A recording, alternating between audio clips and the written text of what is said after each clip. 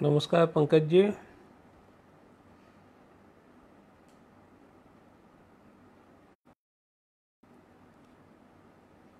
आपण एक 5 मिनटं अजून आपल्या काही मित्रांची वाट पाहू आणि थोड्याच वेळात आपलं व्याख्यान सुरू करू।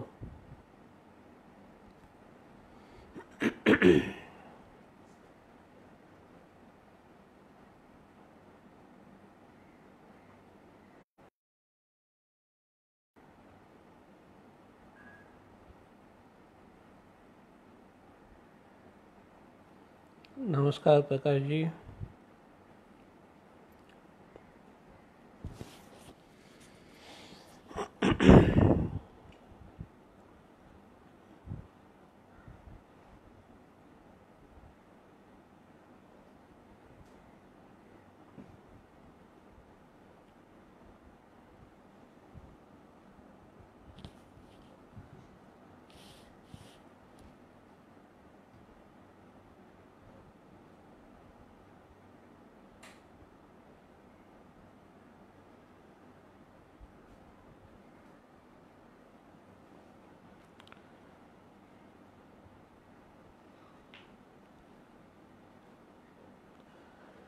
धन्यवाद। सर्वप्रथम सिंधुजन परिवाराचा मी आभार मानतो या व्याख्यानासाठी मला इथे आमंत्रित केलं आणि हे व्यासपीठ मला लोकांशी गप्पा मारायला चर्चा करायला उपलब्ध करून दिलं। मित्रांनो, अतिशय कठीण काळातून आपण जातोय, पण ह्या कठीण काळातही मला सांगायला आनंद वाटतो की आपल्या किल्ल्यांचा, दुर्गांचा आणि आपल्या संस्कृतीचा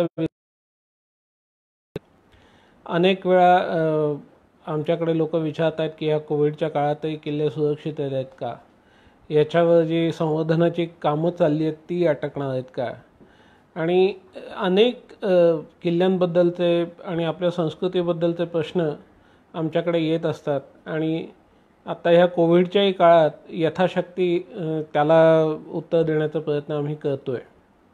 तर मित्रांनो, खरं तर आपल्या सिंधुजन संस्कृतीचा मी थोडासा फेसबुक पेजचा अभ्यास केला आणि मला खरं तर सिंधू संस्कृती किंवा हडप्पा संस्कृतीविषयी इथं बोलायला नक्कीच आवडलं असतं, परंतु मला असं वाटतं की महाराष्ट्र राज्याच्या पुरातत्व खात्याचा संचालक म्हणून आत्ता हे माझं नैतिक कर्तव्य आहे की महाराष्ट्रातल्या किल्ल्यांबद्दल बोलणं इथे जास्त समयोचित ठरेल। तर आता आपला जास्त वेळ न घेता आपण थेट विषयाला हात घालूयात। आपल्या मुख्य व्याख्यानाला आता आपण सुरुवात करूयात।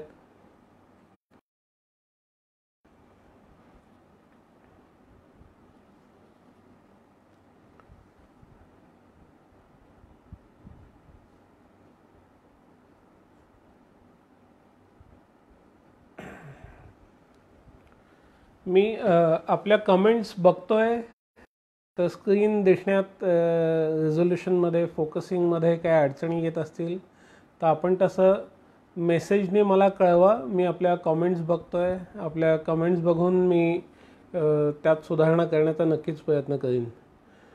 मित्रांनो, या लॉकडाऊनच्या कठीण काळात लॅपटॉप खराब झाल्यामुळे तांत्रिकदृष्ट्या हे सफाईदार असं सादरीकरण करता येणं मला शक्य नाही आहे, परंतु आपण भारतीय लोक ज्या तंत्रात अतिशय पुढे आहोत तर म्हणजे जुगाड तंत्र, आणि त्या जुगाड तंत्रानेच आजच्या या व्याख्यानाच्या सादरीकरणाची सोय झालेली आहे। आय होप माझा आवाज अतिशय क्लिअर आहे, I'm audible to everybody, आणि स्क्रीनही स्पष्ट दिसतोय अशी अपेक्षा करून मी आता व्याख्यानाला सुरुवात करतो।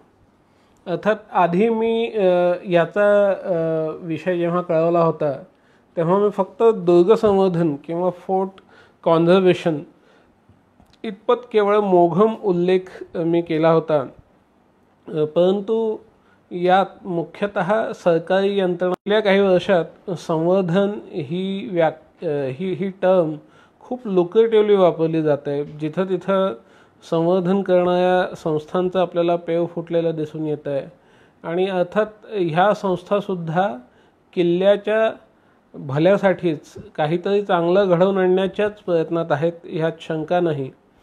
परंतु संवर्धन म्हणजे नक्की काय करतात, याची शास्त्रशुद्ध व्याख्या काय, आणि ह्या संवर्धन प्रक्रियेत नक्की काय होणं अपेक्षित आहे, आणि त्यात नक्की सरकारचा किंवा सरकारी यंत्रणांचा हात कसा असतो, हे आज आपण थोडक्यात समजावून घेणार आहोत.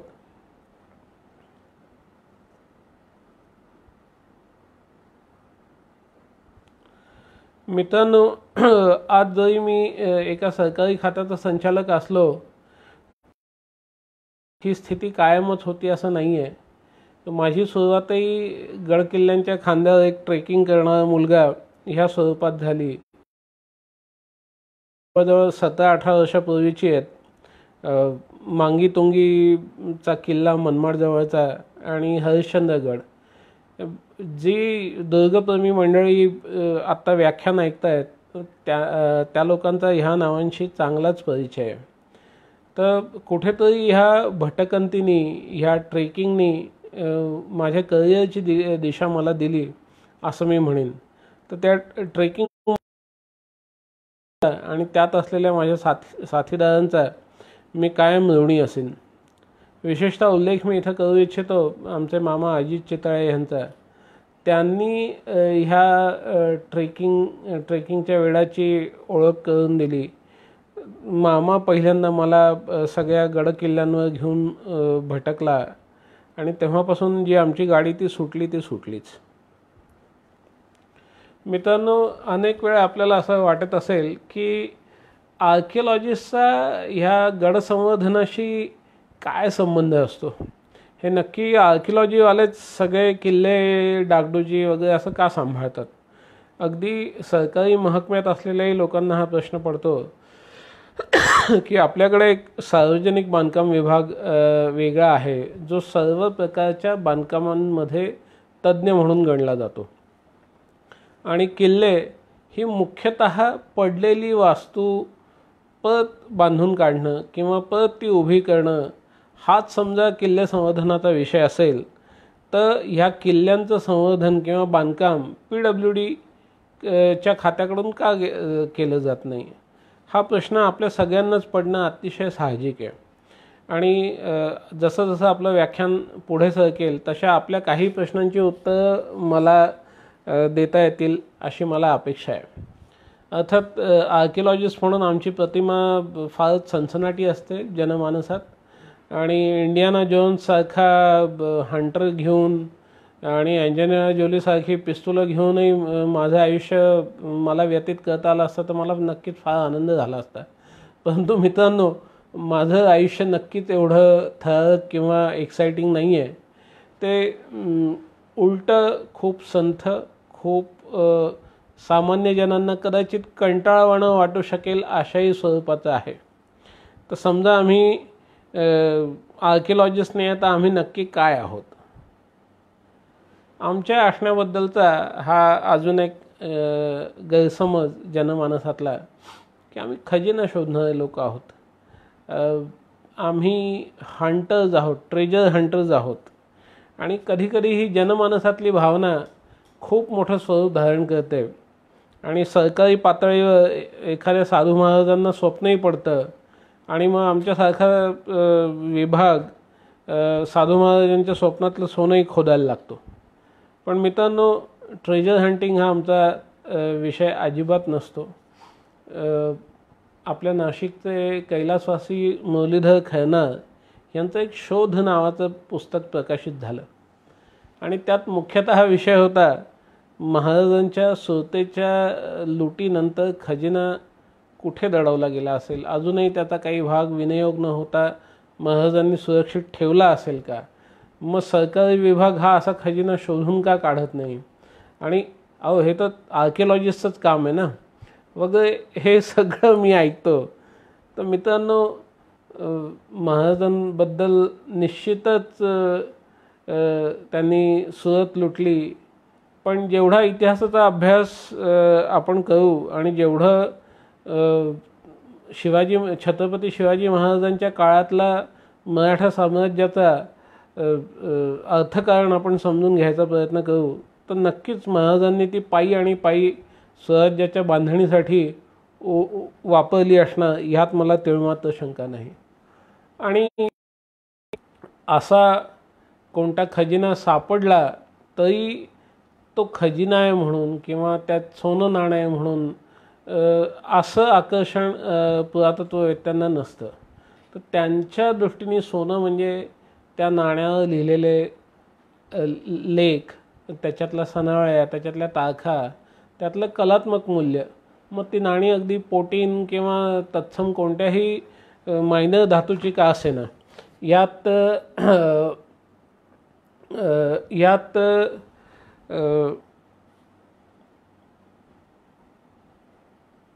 त्या धातूचा व्यावहारिक मूल्य हा मुद्दा अतिशय. तर थोडक्यात मग आर्किओलॉजी म्हणजे नक्की काय? तर आर्किओलॉजी हा 2 तुकड्यात बनलेला शब्द आहे, आर्किओ आणि लॉगस. आर्किओ म्हणजे पुरातन आणि लॉगस म्हणजे इन्क्वायरी किंवा विचारणा. थोडक्यात मानवी भूतकाळाचा शास्त्रीय अभ्यास म्हणजे पुरातत्वशास्त्र किंवा आर्किओलॉजी होय. मग इतिहास आणि पुरातत्व ह्या गोष्टींमध्ये आपण फरक कसा करतो? याच्यात खरंच काही फरक आहे का? मित्रांनो, भारतात इतिहास हा अशोकाच्या शिलालेखांपासून चालू झाला. इतिहास म्हणजे लिखित दस्तावेजांचा अभ्यास. आणि मग हे लिखित दस्तावेज शिलालेख, भोजपत्र, ताम्रपत्र अशा कोणत्याही स्वरूपात असू शकतात. भारतीय उपखंडातला लिखित दस्तावेजाचा पहिला पुरावा म्हणजे अशोकाचे शिलालेख. आणि तेव्हापासूनच भारताच्या इतिहास काळाला सुरुवात झाली असं आपण मानतो. आणि त्यापूर्वीचा जो सगळा कालखंड आहे हा सगळा इतिहासपूर्व काळ किंवा भारतीय उपखंडाच्या कॉन्टेक्स्टमध्ये प्रागैतिहासिक काळ म्हणून गणला जातो. म्हणजे थोडक्यात ह्या काळाचा कोणतेही लिखित दस्तावेज आपल्याला भूतकाळाच्या पुनर्बांधणीसाठी उपलब्ध नाही आहेत. मग पुरातत्व इतिहासापेक्षा काय वेगळं असतं? इतिहासाचा भर जास्त शब्दांवर असतो, लिखित अक्षरांवर असतो आणि त्याच्या इंटरप्रिटेशनमधून आलेल्या भूतकाळाबद्दलच्या काही माहितीबद्दलचा असतो. आणि पुरातत्व शब्दांपेक्षाही वस्तू आणि वास्तू ह्या 2 गोष्टींचा वापर करते. तर मानवाने निसर्गात बदल करून ज्या ज्या काही गोष्टी बनवायला सुरुवात केली, मग ती अगदी अश्मयुगातली हत्यारं असतील किंवा जमिनीतले धातू त्यांचं उत्खनन करून त्याची भांडीकुंडी तयार केलेली असतील नंतरच्या काळात, किंवा राहण्यासाठी झोपड्या बांधल्या असतील, मोठे मोठे महाल बांधले असतील, किंवा मोहेंजोदाडो किंवा हडप्पासारखी शहरं बांधली असतील. ह्या सर्व मानवी भूतकाळाचे निदर्शक असणाऱ्या वास्तू आणि वस्तू ह्यांचाच अभ्यास म्हणजे पुरातत्वशास्त्र होय. आणि पुरातत्वाला थोडासा इतिहासापेक्षा एक ब्रॉड बेस असतो असं मी म्हणेन. ह्याचं कारण मित्रांनो आपल्याला माहितीच आहे की इतिहास हा केवळ ठराविक लोकांकडून लिहिला आहे. शिलालेखांबद्दल तर शिलालेख ह्या कित्येक वेळेस राजाज्ञा होत्या किंवा कोणत्या तरी वास्तूच्या निर्माणाबद्दलची सूचना देणाऱ्या गोष्टी होत्या. तर संपूर्ण समाजाचा विचार करता समाजातल्या खूप कमी लोकांनी हे लिखित पुरावे मागे ठेवलेत. निश्चितच ह्या लिखित पुराव्यांनी किंवा या लिखित पुराव्यात ज्या घटनांचं वर्णन आहे त्यांनी संपूर्ण देशाची दिशा बदलली ह्यात तिळमात्र शंका नाही. परंतु एक खूप मोठा वर्ग असा होता की जो आपल्याला केवळ त्यांनी निर्माण केलेल्या वास्तू आणि वस्तूंमुळेच आज आपल्याला माहिती आहे. आणि ह्या वस्तूंचा अभ्यास आपण केवळ पुरातत्वशास्त्रात करतो. आणि मग मी म्हटल्याप्रमाणे प्रागितिहास आणि इतिहास असे 3 कालखंड आहेत. आणि हडप्पा संस्कृतीत आपण बघतो की ह्या मुद्रांवर कुठेतरी अक्षरांचा वापर झाला आहे, पण अजून ती अक्षरं आपल्याला उलगडता आली नाही आहेत, अजून त्याचं वाचन झालं नाही आहे. आणि त्याचा इतिहास लेखनासाठी आपल्याला वापरही करता आला नाही आहे. तर त्यापूर्वी जी काही आपल्याकडे अश्मयुगीन संस्कृती होत्या, त्या सर्व अश्मयुगीन संस्कृती इतिहासपूर्व काळात मोडतात. हडप्पा संस्कृती आणि त्याच्या समकालीन ज्या ताम्रपाषाण युगीन संस्कृती होत्या, ह्या सर्व प्रोटो हिस्ट्री किंवा प्रागैतिहासिक काळात मोडतात. आणि जेव्हापासून लिखित दस्तावेज आपल्याला उपलब्ध झाले, तो संपूर्ण काळ इतिहास काळ म्हणून आपल्याला म्हणता येतो. आणि ज्या दिवशी अर्थात हडप्पा लिपीचा वाचन होईल आणि त्याचा उपयोग आपल्याला इतिहासाच्या लेखनासाठी करता येईल, त्यावेळेस हडप्पाचाही समावेश इतिहास काळात करण्यात येईल. मग तेव्हा एक प्रागितिहास किंवा प्रोटो हिस्ट्री ही वेगळी कॅटेगरी राहणार नाही.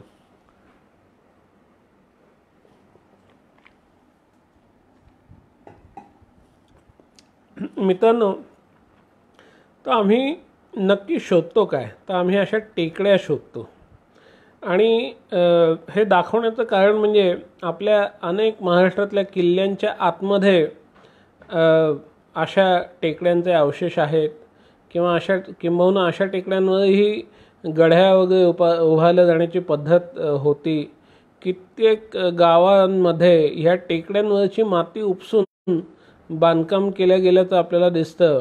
यांना आपण महाराष्ट्रात पांढरीच्या टेकड्या म्हणतो. आणि ह्या पांढरीची माती आपल्या गावाकडे आपल्याला एखाद्या आर्किओलॉजिकल साईटचं एक्स्कव्हेशन केल्यावरही दिसून येतात.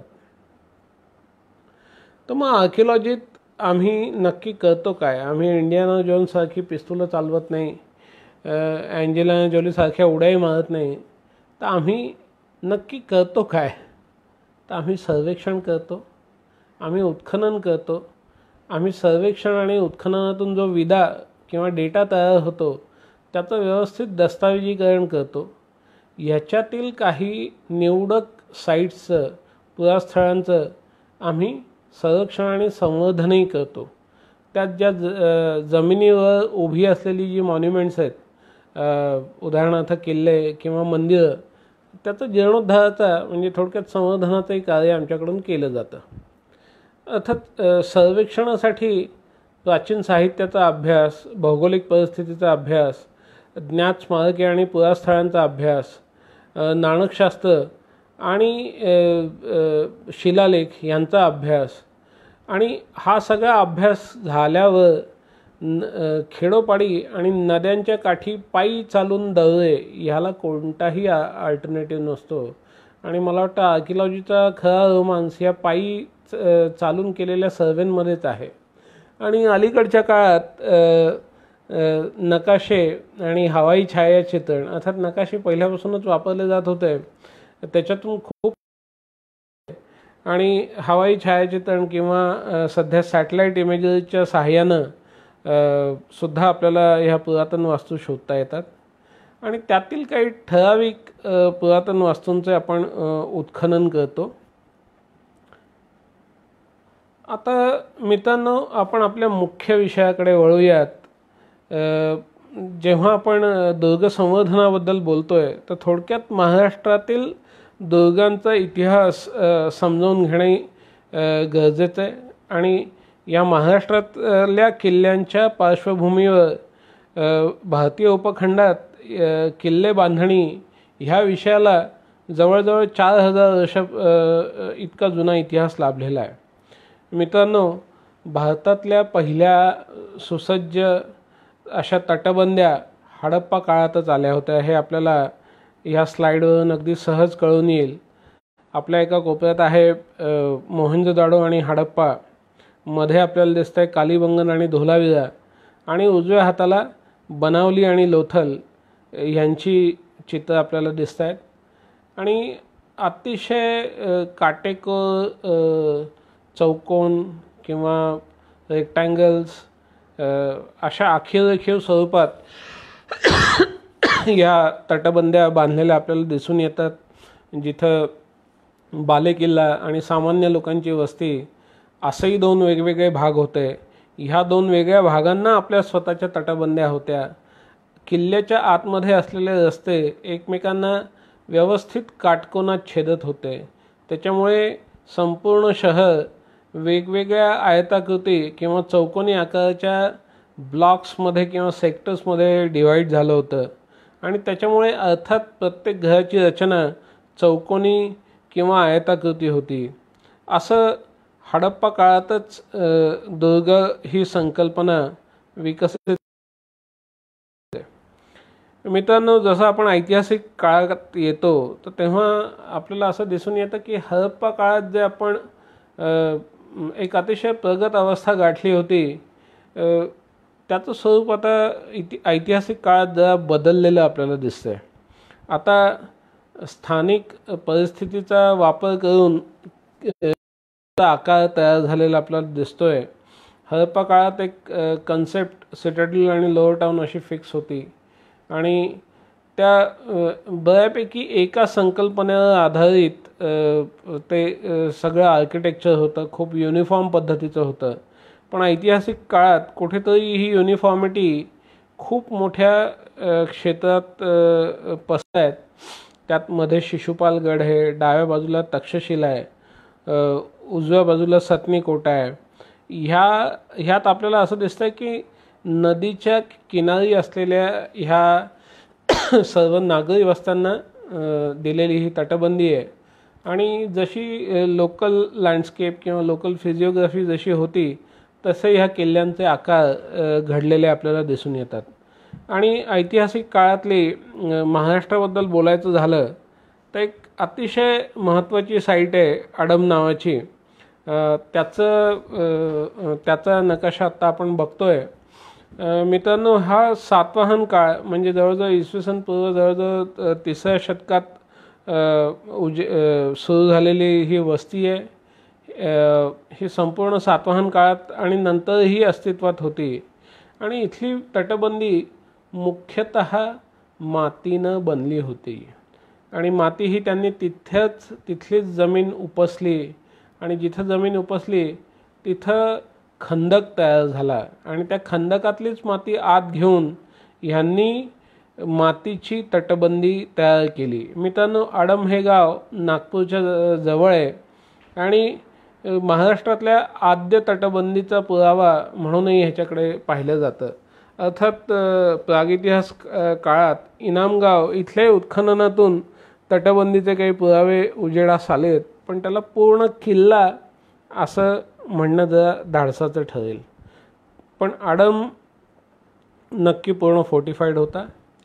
आता आपण एका अतिशय महत्त्वाच्या टप्प्याकडे येतोय किल्ला बांधणीच्या, त्या मध्ययुगीन काळातले किल्ले. आज किल्ला असं म्हटलं की तुमच्या डोळ्यासमोर जे काही येतं ते म्हणजे मध्ययुगीन काळातील किल्ले. हे आपल्याला चिलखती बांधणीचे वगैरे ह्या शब्दांशी आपण परिचित असाल. ह्याचा अर्थ पूर्ण दगडी बांधकाम केलेले हे किल्ले होते. आणि मित्रांनो, एक सगळ्यात मोठा फरक आपण लक्षात घेतला पाहिजे की हे किल्ले नागरी वस्त्यांपासूनही वेगळे वसवले गेले. आधी हडप्पा काळात किंवा ऐतिहासिक काळात किल्ल्यांची बांधणी ही प्रामुख्यानं नागरी वस्तींभोवती नागरी वस्तीची सुरक्षा करण्यासाठी म्हणून झालेली होती. परंतु मध्ययुगीन काळात वेगळ्या मिलिटरी कॅन्टॉनमेंट्स किंवा वेगळ्या मिलिटरी एस्टॅब्लिशमेंट्स ह्या आल्या आणि कुठे म्हणजे नागरी वस्त्यांनाही तटबंद्या होत्या आणि लढाऊ किल्ले म्हणून काही जागा वेगळ्या विकसित केल्या गेल्या. हा मध्ययुगीन काळातला अतिशय ठळक फरक आपल्याला दिसतोय. आणि मध्यभागी दिल्लीतल्या 2 किल्ल्यांचं उदाहरण आपल्याला दिसतंय, तुघलकाबाद आणि दिल्लीचा लाल किल्ला. बाकी आपल्या महाराष्ट्रातलेच किल्ले आहेत, औसा, परांडा, नळदुर्ग आणि उदगीर. आता इथंही आजूबाजूच्या नैसर्गिक अतिशय सुंदर वापर मराठवाड्यातले हे किल्ले बांधताना केलेले दिसून येतो. नळदुर्गला तर नदीच्या घोड्याच्या नालेच्या आकारात वळलेल्या बेचक्यात हा किल्ला वसवलेला आहे. त्याच्यामुळे 3 बाजूनी त्याला नैसर्गिक सुरक्षा प्राप्त आहे. तसंच उदगीर आणि परांडा, औसा इथंही भल्या मोठ्या भले मोठे खंदक आपल्याला किल्ल्याभोवती खोदलेले दिसून येतात, तसंच ह्या किल्ल्यांना उंचच्या उंच आकाराच्या तटबंद्या बांधल्या गेल्या. कधीकधी ह्या तटबंद्या 2 रांगांमध्ये होत्या, एकामागोमाग अशा होत्या. त्याच्यामुळे एक तटबंदी फेल झाली तरी त्याच्यामागे दुसरा तट असायचा. आणि मुख्यतः हा फरक तोफा आल्यापासून आला. तर मुख्यतः आज आपण ज्या किल्ल्यांचा सांभाळ करतो त्या किल्ल्यांना ते विशिष्ट स्वरूप मध्ययुगात प्राप्त झालं असं म्हणणं योग्य ठरेल. आता सरकारचा नक्की ह्याच्यातला रोल कसा आहे?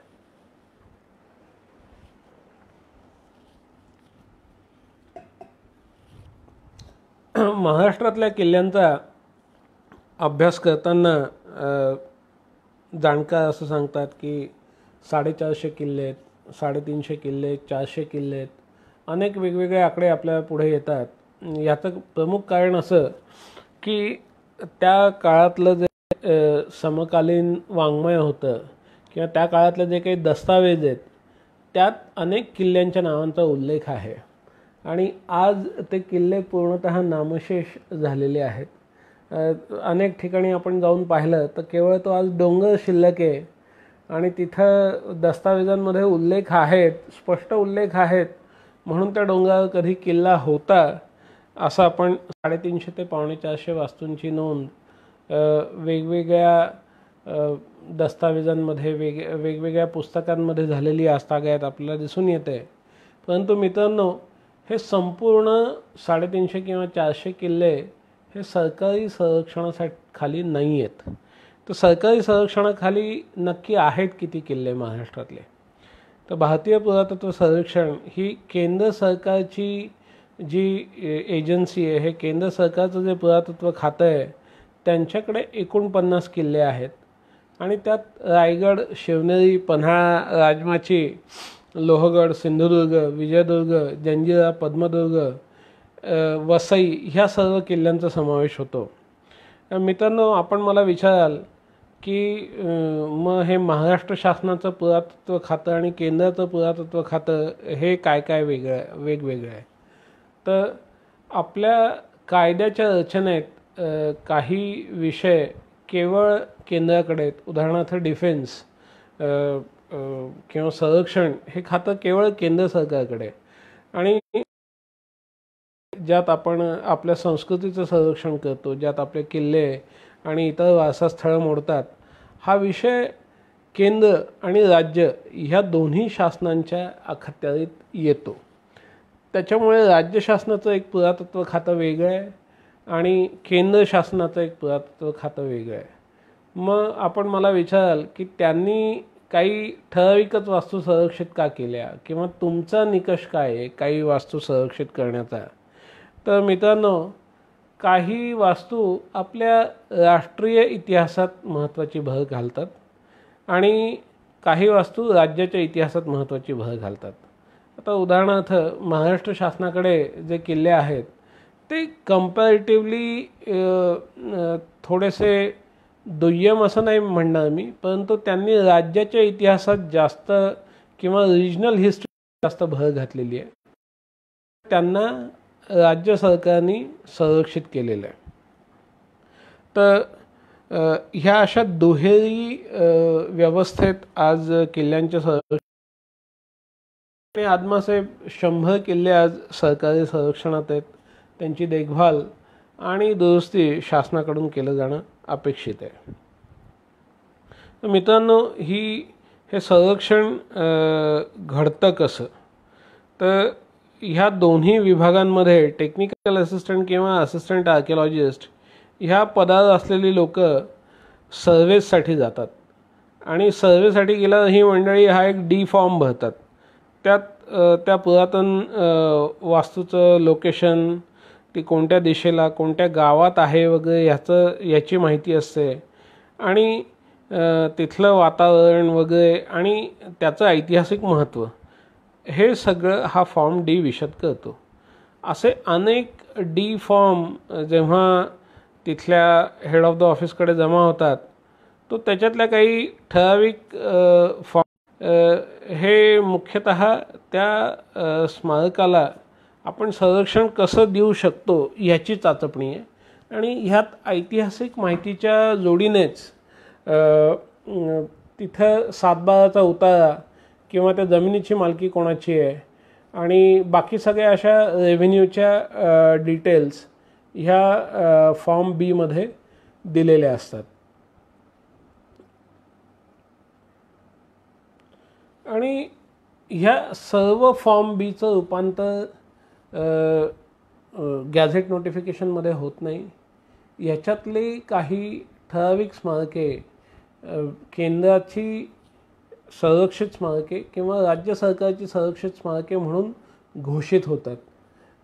मुख्यतः याच्यासाठी त्या वास्तूचं राज्याच्या किंवा राष्ट्राच्या इतिहासात असणारं महत्त्व याचबरोबर एक फायनान्शियल आस्पेक्टही गृहीत धरला जातो की हे स्मारक संरक्षित केल्यावरती सरकारी तिजोरीवरती नक्की किती बोजा पडणार आहे, पुरातत्व विभागाला जे बजेट अलॉट झालं आहे त्याच्यात किती अजून आपल्याला ॲलोकेशन वाढवावं लागेल आणि ते सहजगत्या शक्य असेल तर नवीन स्मारकं ह्या संरक्षित यादीमध्ये समावेश केली जातात. त्याच्यामुळे आपल्या थोडक्यात लक्षात आलं असेल की पुरातत्व विभागाला मिळणारा निधी हा इथं अतिशय एक महत्त्वाचा मुद्दा आहे की ज्याच्यामुळे जास्तीत जास्त स्मारकांचं नोटिफिकेशन प्रकाशित करणं किंवा जास्तीत जास्त स्मारकं सरकारच्या संरक्षणाखाली घेणं हे अतिशय सहजगत्या शक्य होत नाही. आणि त्याच्यावरती काही उपाययोजना आहेत का, आपल्याला निधी अजून वेगळ्या कोणत्या पद्धतीने उभारता येईल याबद्दलची सगळ्याचीच सध्या चाचपणी आपण करतोय. अर्थात तो किल्ला संरक्षित झाल्यानंतर काही विशिष्ट पद्धतीनेच त्याचं संवर्धन करावं लागतं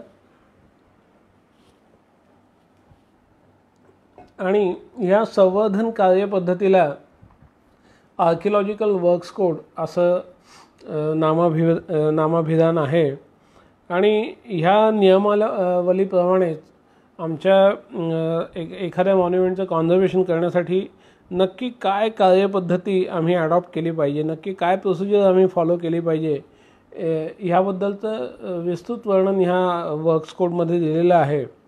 तर ह्या साचेबद्ध पद्धतीने आम्ही हे काम हाती घेतो.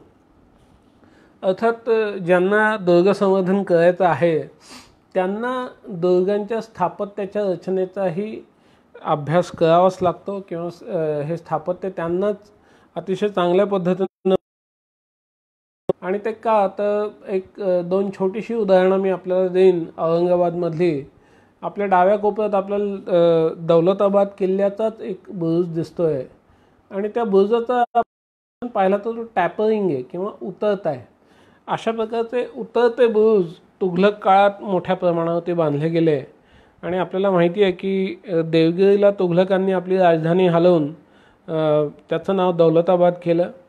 तर त्या काळातही इथं अनेक वास्तू उभ्या राहिल्या आणि त्या काळात हा बुरुज बांधला गेल्याची शक्यता अतिशय दाट आहे.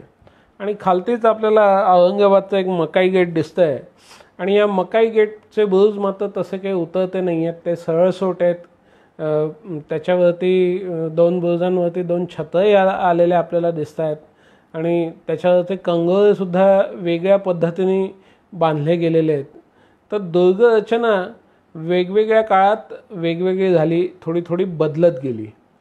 आणि मध्ये जो नकाशा आपल्याला दिसतोय तो रेवदंडा ह्या किल्ल्याचा आहे आणि ह्याच्यात आपल्याला दिसेल बुरुज गोलाकार किंवा आयताकृती नसून एकदम त्रिकोणी आकारात बांधलेले आहेत. हे भारतात सुरुवातीच्या काळात जे युरोपियन मंडळी आली, पोर्तुगीज, डच वगैरे, तर त्यांच्या बांधकामामध्ये फ्रेंच त्यांच्या बांधकामामध्ये हे अशा वैशिष्ट्यपूर्ण बुरुज आपल्याला दिसतात. आणि इथं त्या वास्तूचं स्थापत्य, त्या स्थापत्याची शैली ह्याचा अभ्यास नसेल तर ते कॉन्झर्वेशनचं काम योग्य पद्धतीनं होत नाही. त्याच्यामुळे त्या विशिष्ट वस्तूचं कॉन्झर्वेशन करायचं असेल तर तिथल्या स्थापत्य रचनेचा अभ्यास अतिशय महत्त्वाचा ठरतो. आपण जसं मी मग म्हटलं तसं संवर्धन हा शब्द अतिशय लुक्रेटिव्हली वापरला जातो. तर संवर्धन नक्की काय? तर आधी मी जसं विशद केलं तसं एक प्रिझर्वेशन हा एक पहिला टप्पा आहे आणि त्यात कायद्याच्या दृष्टीने प्रिझर्वेशन हे कसं केलं जातं आणि दुसरा प्रिझर्वेशनमधला पहिला कळीचा मुद्दा जेव्हा आपण ती वास्तू फिजिकली कन्झर्व करतो तेव्हा प्रिझर्वेशन म्हणजे केवळ अस्तित्वात असलेल्या वास्तू सांभाळणं इतपतच केलं जातं. म्हणजे उजवीकडचा आपण महाल पाहिला तर त्याच्या काही बाहेरच्या भिंतींची पडझड झाली आहे, त्या वेड्या वाकड्या आकारात पडलेल्या आहेत. तर त्या भिंती तेवढ्याच बांधून काढायच्या, त्यात कोणतंही ॲडिशन करायचं नाही. हे प्रिझर्वेशन किंवा संरक्षणाचं प्रमुख तत्त्व असतं. कॉन्झर्वेशनमध्ये त्या वास्तूचा संपूर्ण अभ्यास केला जातो आणि त्या वास्तूच्या स्टॅबिलिटीसाठी जेवढं गरजेचं आहे तेवढंच बांधकाम तिथं केलं जातं. आणि रिस्टोरेशनमध्ये मात्र त्या वास्तूचा संपूर्ण अभ्यास केला जातो. त्यात वास्तू घटक, त्यांची वास्तुशैली आणि वास्तुरचना कशी असेल याविषयीचा विस्तृत आराखडा तयार केला जातो आणि जे वास्तू घटक नामशेष झाले आहेत ते मूळ रचनेप्रमाणे हुबहू परंतु त्याच आकारात आणि त्याच मटेरियलमध्ये पुन्हा बनवले जातात आणि ती वास्तू 100% पुन्हा होती तशी उभी केली जाते.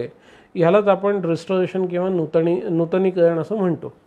मित्रांनो, आज जो सामान्य जनतेकडून आम्हाला आग्रह केला जातो तो नूतनीकरणाचा असतो आणि महाराष्ट्र शासनात जी कामं चालतात पुरातत्व खात्यामार्फत त्यात आमच्या कामाची पद्धत जास्त नूतनीकरणाकडे झुकणारी आहे.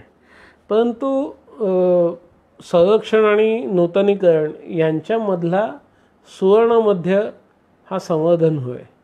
तर कॉन्झर्वेशन म्हणजे तुम्ही पूर्ण होतं तसं 100% बांधत नाहीत आणि संरक्षणात जितकं तुम्ही फक्त मिनिमम काम करतात तेवढंही तुम्ही करत नाहीत. तर कॉन्झर्वेशन हा कधीही एक प्रिफर्ड ॲप्रोच असावा किंवा जे काही ह्या विषयाचे शास्त्र किंवा एथिक्स आहेत त्याचा प्रेफरन्स हा कॉन्झर्वेशन असतो. एक सुवर्णमध्य आहे दोन्हीमधला. पुरातत्व खात्याला बऱ्याच वेळा म्हटलं जातं तुमची कामं फार हळू चालतात, वर्षानुवर्ष चालतात, तुम्ही सिमेंटमध्ये का नाही बांधकाम करत. तर मित्रांनो, आपल्या महाराजांनी त्या काळात किल्ले सिमेंटमध्ये बांधले नाहीत. तुम्ही म्हणाल सिमेंटचा शोध लागला नव्हता, पण मित्रांनो हे सिमेंट हे खूप ड्युरेबल मटेरियल आहे असं नाही. चुन्यात ज्या वास्तूंचं बांधकाम केलं गेलं आहे त्याची स्ट्रेंथ जवळजवळ 350 ते 400 वर्षे टिकते आणि RCCला म्हणतात लोक 100 वर्ष, पण त्याला 100 वर्षाची पण ड्युरेबिलिटी नाही आहे हे आपण बघतोच. मग आज RCC का वापरलं जातं, आज चुना का नाही वापरला जात, हा प्रश्न आपण मला विचाराल तर त्याचं मुख्य उत्तर असं आहे की कॉस्ट फॅक्टर. RCC हे स्वस्तही आहे. आज जे बांधकाम स्वीकारलं आहे, ज्या हाय रायझर्स वगैरे ज्या तंत्राने बांधल्या जातात किंवा मल्टी स्टोरीड बिल्डिंगसाठी आपण जे RCCचे कॉलम्स वगैरे घेतो त्यात अतिशय कमी खर्चात आणि झपाट्याने की त्याला क्युरिंगसाठी फार कष्ट घ्यावे लागत नाहीत. परंतु हेच काम सगळं चुन्यात करायचं ठरलं तर ते अतिशय वेळखाऊ असतं, खर्चिकही असतं. हा चुना आपल्याला 6-6 महिने भिजत घालावा लागतो. आपल्याला पुढे दिसतंय की या सर्व किल्ल्यांच्या तटबंद्या आतून आणि बाहेरून चिलखती होत्या. म्हणजे जो आपल्याला दृश्य भाग आपल्याला दिसतो तो घडीव दगडांचा बांधला गेला आणि आतमध्ये एक रँडम रबल म्हणजे खूप वेगवेगळ्या आकाराचे मध्ये बसवले गेले आणि त्याचा जो समोरचा फेस होता तोच टासलेल्या आणि सुंदर अशा दगडांचा बनवलेला दिसतो आहे आपल्याला. आणि आज कॉन्झर्वेशन करताना आम्हाला कोणत्याही भिंतीचा माथा हा वॉटर टाईट करावा लागतो. त्या पाणी आत जाणार नाही अशा पद्धतीनं त्याचं संवर्धन करावं लागतं. कित्येक वेळा पुरातत्व खात्याकडूनही सिमेंटचा वापर केला गेल्याचं दिसतं आहे. महाराष्ट्र शासनात 2009 ते 10पर्यंत बांधकामात सिमेंटचा वापर केला गेला ही वस्तुस्थिती आहे. मग परिस्थितीत सिमेंटचा वापर केलेला आपल्याला दिसतो. मित्रांनो, ही किल्ल्याच्या तटबंदीला काही ठिकाणी पडलेली खिंडारं.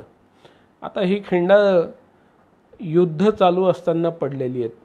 उदाहरणार्थ, युद्ध चालू असताना एखाद्या बुरुजाला बत्ती देऊन तो बुरुज उडवला गेला आणि किल्ल्यातल्या आतल्या लोकांनी हार न मानता युद्ध चालू असतानाच हे बांधकाम केलं. तर मग अशा वेळेस बांधकामात त्यांना चुन्याचा वापर करता येत नाही, तर ते चक्क मातीचा वापर करतात बांधकामाचं मॉर्टर म्हणून किंवा मसाला म्हणून.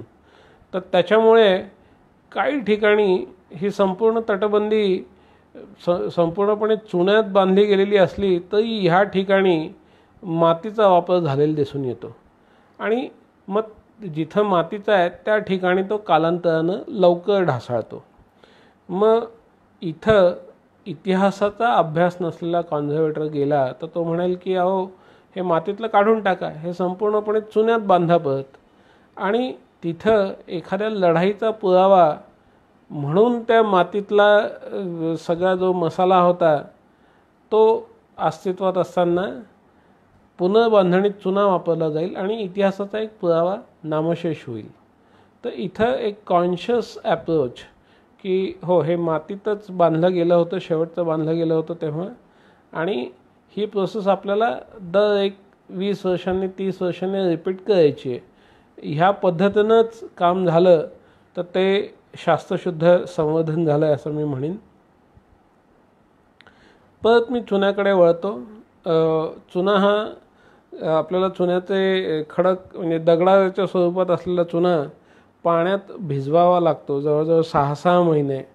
त्याच्यात बेलफळाचं पाणी, भेंडीचं पाणी, अनेक भुसा वगैरे अशा होती, हे सगळं घालून कधीकधी अंडी म्हणजे अंड्याचा पांढरा भाग, अशा अनेक गोष्टी घालून ते अक्षरशः सडवावं लागतं. आणि 6 महिने भिजत घातल्यानंतर मग हे मिश्रण चक्कीमध्ये पिसलं जातं. आणि आता सायंटिफिक काही ॲनालिसिसमधून असंही प्रूव्ह झालं आहे की मशीनमध्ये तुम्ही हा चुना मळला तर तो तेवढा ड्युरेबल असत नाही, परंतु बैलाच्या चक्कीत मळलेला चुना, कारण तुम्ही तो ठराविक क्वांटिटीतच घेता आणि ठराविक दाबानंच तो भरडला जातो किंवा त्याचं एकजीवीकरण केलं, असं झाल्यावरच तो चुना बांधकामासाठी सर्वोत्तम समजला जातो. आणि चुन्याचे उपयोग जसं 2 विटांमध्ये मसाला म्हणून किंवा बांधकामातलं मॉर्टर म्हणून केला गेला, तसंच अनेक ठिकाणी चुन्याचा गिलावाही केला गेला. आणि औरंगाबादचा जो बीबी का मकबरा आहे त्याच्यात ह्या चुन्याच्या गिलाव्यातच तयार केलेले अतिशय सुंदर नक्षीकाम प्रसिद्ध आहे. म्हणजे हा दख्खनचा ताज खरोखरनी अशासाठी आहे की मूळ ताजमहाल हा सगळा संगमरवराचा चमत्कार होता हे असं मानलं तर हा चुन्याचा चमत्कार आहे असं मी म्हणेन. अर्थात खूप आज मी नियम आणि अशा ह्याच्यात जाणार नाही आहे, पण तरी थोडक्यात आपण एक उजळणी करूयात की भारतात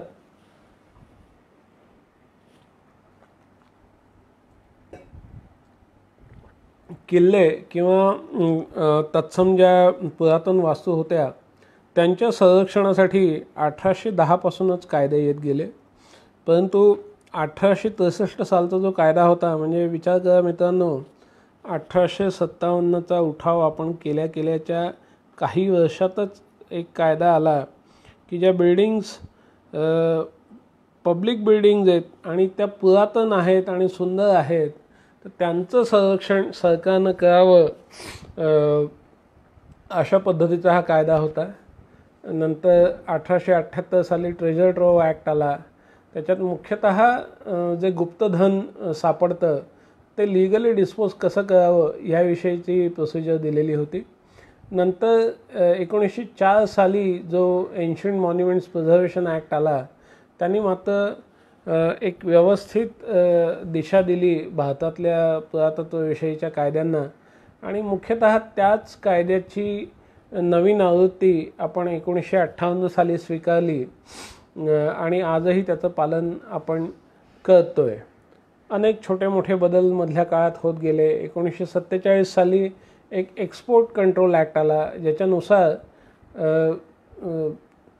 ह्याच्यानंतर 1947 नंतर काही भारताबाहेर न्यायचं असेल तर अँटिक्विटी जाऊ शकणार नाही, तर अँटिक्विटीच्या एक्सपोर्टला बंदी अशा पद्धतीचा हा कायदा आला. म्हणजेच वेगळ्या शब्दात ह्याच्या आधी कायद्यानं अँटिक्विटीज बाहेर न्यायला मुभा होती.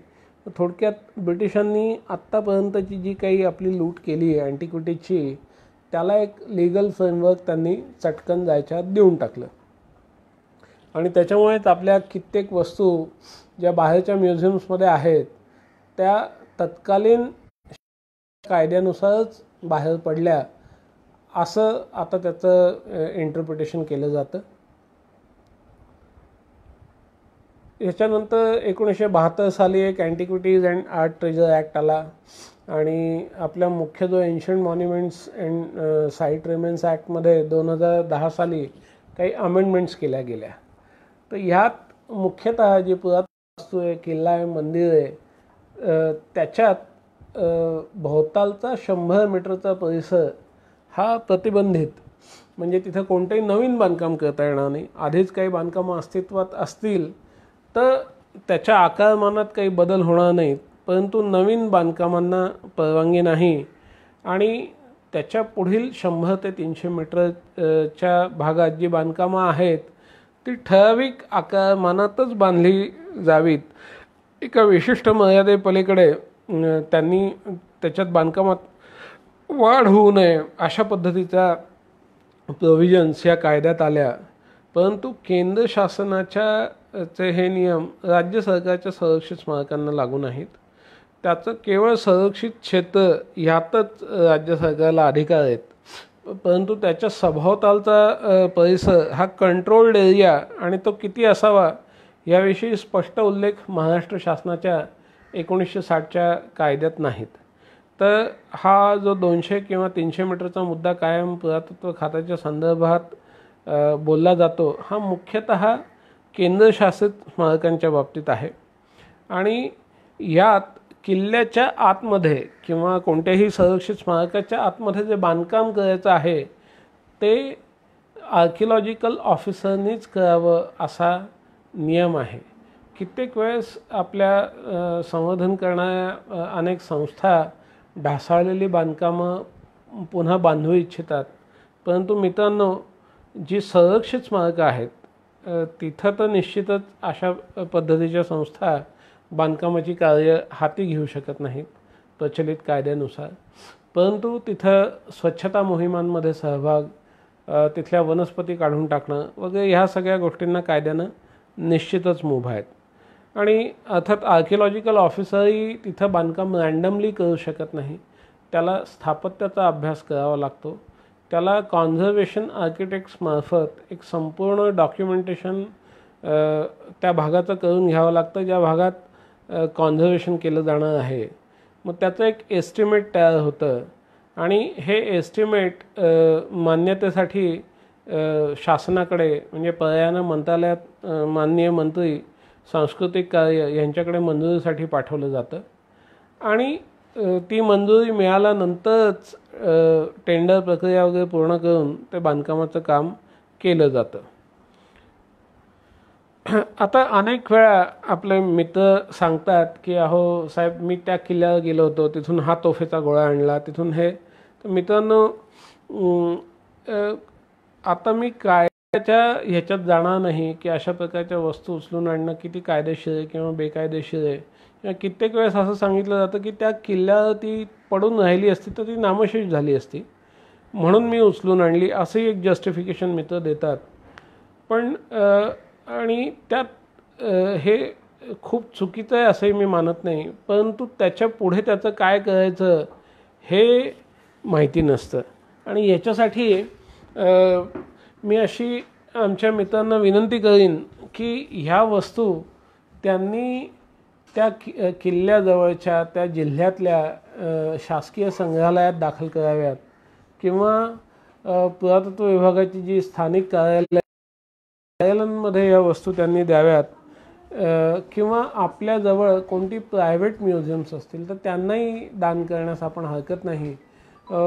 थोडक्यात उद्देश असा आहे मित्रांनो, क्षमस्व, थोडक्यात उद्देश असा आहे की ह्या वस्तू कुठे ना कुठे पब्लिक डोमेनमध्ये राहाव्यात. आणि अनेक वेळा आपल्या किल्ल्यावरती जाणारे मित्र, ट्रेकर म्हणूनही मी स्वतःही गेलो आहे, तिथं मुक्कामही केला आहे. पण माझी सर्वांना ह्या माध्यमामार्फत विनंती आहे की आपण तिथं जा, तिथून आठवणी घेऊन या, आठवणी सोडून काही आणू नका आणि आपली पदचिन्ह सोडली तर मागे काहीच सोडू नका.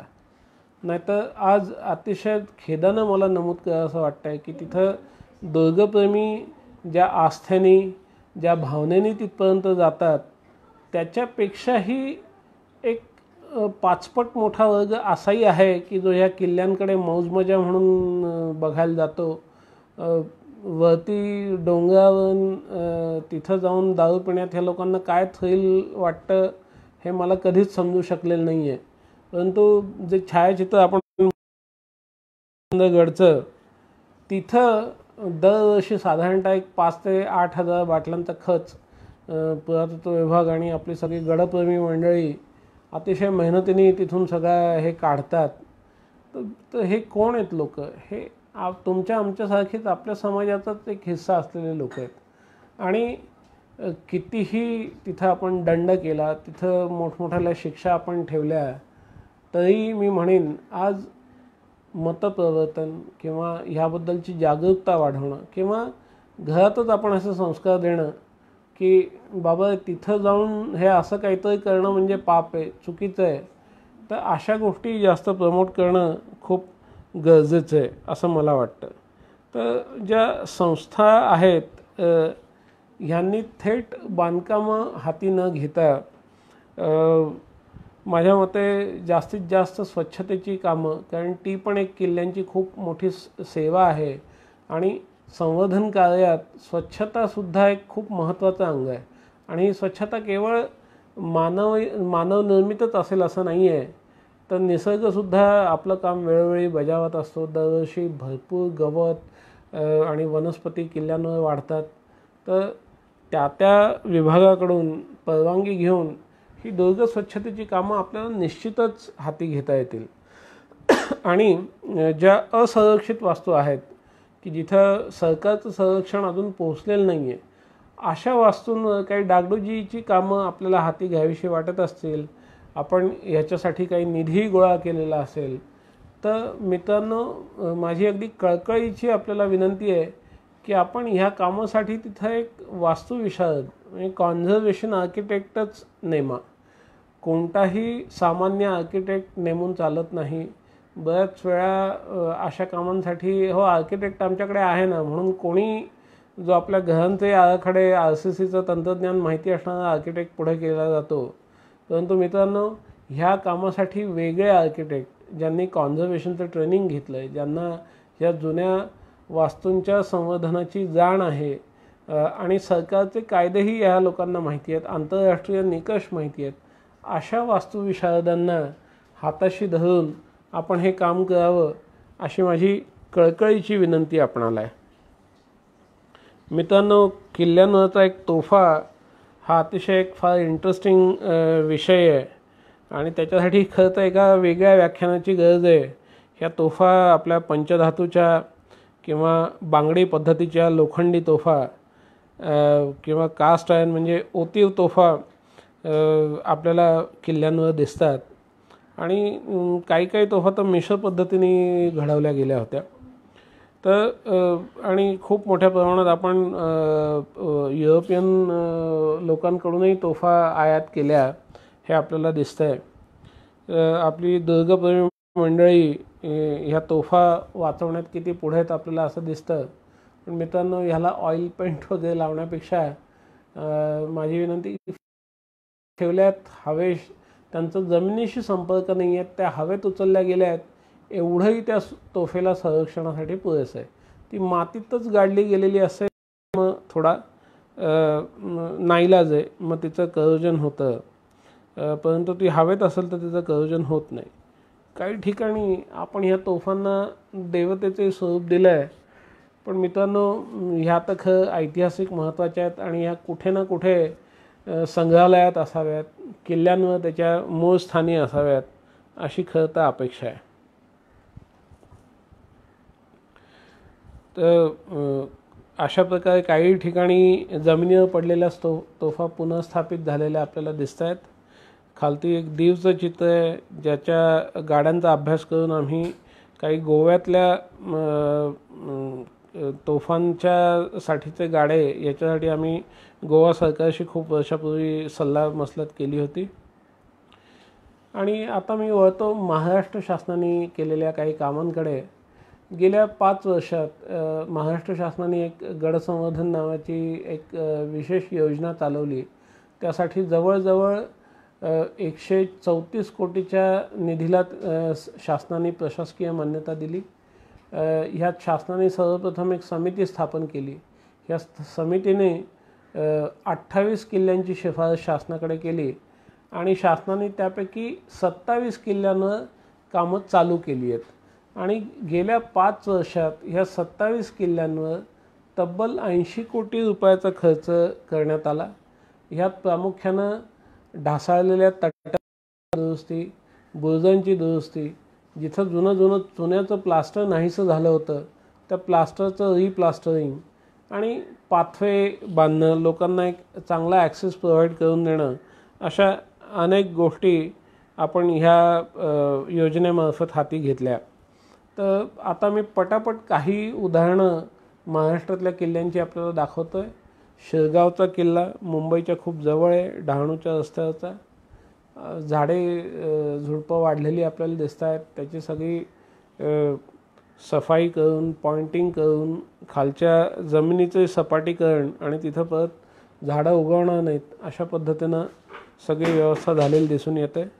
तटबंदीवरची झाडं काढणं, त्याचं कन्सॉलिडेशन, अनेक हे एंट्रीमधली ही देवडी आहे, तिचं कॉन्झर्वेशनही केलं गेलं आहे. आणि अजूनही शिरगावच्या किल्ल्यात कॉन्झर्वेशनचं काम चाललं आहे. इथंही ह्या भिंतीची वनस्पती काढून त्याचं पॉइंटिंग आणि त्याची स्टॅबिलिटी वाढवली गेली चुन्याचा गिलावा लावून. अशी आणि मुद्दामूनच इथं मी काही अशी उदाहरणं दाखवतो आहे की जी फारशी लोकांना आधी दिसली नसतील, पुढे आले नसतील. हा कोकणातला एक भरतगड नावाचा किल्ला आहे, मसुरे या जागी असलेल्या. ॲप्रोच घडवणं म्हणजे पायऱ्या नसतील तर आपल्याला तो किल्ला गाठता येत नाही. मग त्या पायऱ्यांच्या बाजूला असलेल्या छोट्या भिंती आणि मग मुख्यतः त्या किल्ल्याच्या तटबंद्या, बंदूक आणि तोफा मारण्याच्या जंग्या, त्याच्यातल्या कमानी, हे तटबंदीवरचे गस्ती मार्ग, ह्याच्याच रिपेअरिंगचं काम आपण प्रामुख्याने घेतो. हा होता आपला भुदरगड कोल्हापूर जवळचा. ह्याची तटबंदी कित्येक किलोमीटर पसरलेली आहे. डावीकडच्या छायाचित्रात आपण पाहाल तर केवळ 3च लेयर्स ह्याचे शिल्लक राहिलेले आपल्याला दिसून येतात. त्याचं पूर्ण उंचीपर्यंतचं बांधकाम आपण पूर्ण केलं आहे. आणि भुदरगडला काही ठिकाणी जिथं फरसबंदी होती मंदिरांभोवती, जिथं गस्ती मार्ग तुटलेले होते ते गस्ती मार्ग. आता आपण मराठवाड्यातला एक परांडा म्हणून एक अतिशय प्रसिद्ध किल्ला आहे तो बघतोय. त्याचा ॲप्रोच आणि तिथं पायऱ्या आणि भिंतींची पुनर्निर्मिती झालेली आपल्याला दिसते. धारूरच्या किल्ल्याच्या भिंतीला खूप मोठं भगदाड पडलं होतं. हा बुरुज जवळजवळ अर्ध्यापेक्षा जास्त नाहीसा झाला होता आपल्याला दोन वेगळे कलर्स दिसत असतील, खालती थोडा तपकिरी आणि वरती काळा. तो काळा भाग नव्यानं बांधण्यात आलेला आहे. हे आधी पडलेलं खिंडार आणि नंतर पुरातत्व खाल्याचं काम चालू असतानाचं छायाचित्र. उदगीरचा किल्ला, यात अनेक वास्तू आतमध्ये होत्या ज्याची पुनर्बांधणी आणि चुन्याचा गिलावा किंवा प्लास्टरिंग केलं गेलं. हेही प्लास्टरिंगचं एक उत्तम उदाहरण. खालची जमीनसुद्धा दगडाची फरसबंदी परत बांधण्यात आली. ह्याचं लाकडाचं जसं होतं, जुने लाकडी वासे आणि लाकडी पट्ट्या यांच्यावर भराव घालून माती आणि वाळू याचं मिश्रण असलेलं एक थर देऊन आणि त्याच्यानंतर परत चुन्याचा गिलावा अशा पद्धतीनं हे काम पूर्ण केलं गेलं. औसा किल्ला, जुन्या पद्धतीचं लाकडी दार. किल्ल्याच्या तटबंदीला भेगा पडल्या होत्या, त्या भेगा दुरुस्त केल्या गेल्या, त्याच्यात भराव घातले गेले, वनस्पती काढल्या गेल्या आणि जेवढा ह्याचा विटांचा भाग आहे त्याची स्वच्छता, त्याचं मजबूतीकरण इथं केलं गेलं. मार्ग यांचा उल्लेख मी वारंवार करतोय. हा एक जुनाच मार्ग आहे आणि त्याची दुरुस्ती आपण केली आहे आणि ती त्याच पद्धतीने केली आहे.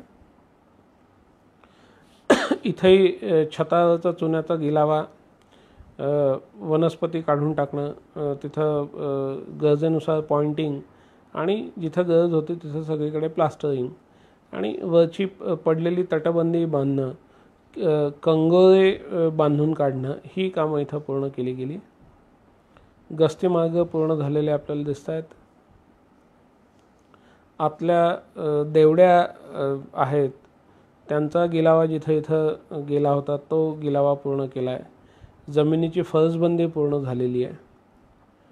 हा धुळ्यातला गाळणा किल्ला, पडलेला गस्ती मार्ग इथं बांधला गेला आहे आणि जे कंगोर आहेत त्याचं मजबूतीकरण चुन्याच्या पॉइंटिंगने इथं केलं गेलं आहे. तसंच विदर्भातही आपण रामटेकला एक मोठा प्रोजेक्ट सध्या प्रगतीपथावर आहे. तिथल्या किल्ल्याला अगदी मुळात खालपासूनच सपोर्ट देण्याचंही काम आपण केलं आहे. अनेक गावांमध्ये ज्या जुन्या वेशी आहेत त्याची डागडुजी पण आपण करतो. ही त्या वेशींच्या डागडुजीची काही उदाहरणं. आणि मित्रांनो, कदाचित आपल्याला असं वाटत असेल की महाराष्ट्रातले जे अगदी प्रमुख किल्ले आहेत, राजगड म्हणा किंवा रायगड म्हणा, याच्याबद्दल मी काहीच बोललो नाही किंवा त्याचा उल्लेख मी इथं केला नाही, कारण ह्याच्यापैकी अनेक प्रोजेक्ट सध्या प्रगतीपथावर आहेत आणि याविषयीची विस्तृत प्रकल्प आत्ता तयार केले जात आहेत. तर सिंहगडावरही आपण आत्ता तानाजी मालुसरे समाधी ह्याच्या भोवतालचं काम पुणे महापालिकेच्या सहकार्याने हातात घेतलं आणि अशा अनेक मावळातल्या किल्ल्यांवर विशाळगडाचं काम आत्ता प्रगतीपथावर आहे. अशा अनेक किल्ल्यांची कामं चालू आहेत आणि टप्पा 2मध्ये म्हणजे गडसंवर्धनात 27-28 किल्ल्यांचा मी उल्लेख केला. त्यात पहिल्या टप्प्यात 14 किल्ले घेतले गेले होते आणि दुसऱ्या टप्प्यात 14 किल्ले घेतले गेले होते.